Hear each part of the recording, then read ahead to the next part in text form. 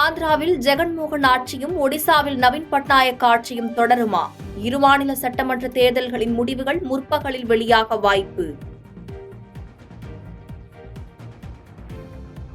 தமிழகத்தில் வாக்கு எண்ணிக்கைகள் நடைபெறும் 39 மையங்களிலும் ஒரு சட்டமன்ற தொகுதி வீதம் 14 மேசைகள் அமைப்பு. ஒவ்வொரு மேசைகளிலும் கண்காணிப்பு கேமரா பொருத்தி கண்காணிக்க ஏற்பாடு.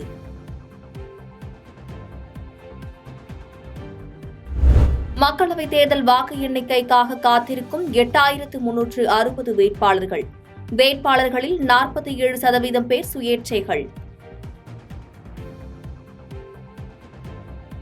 பாதகம் செய்பவரை கண்டால் நாம் பயங்கொள்ளலாகாது பாப்பா. மோதி மிதித்து விடு பாப்பா, அவர் முகத்தில் உமிழ்ந்து விடு பாப்பா.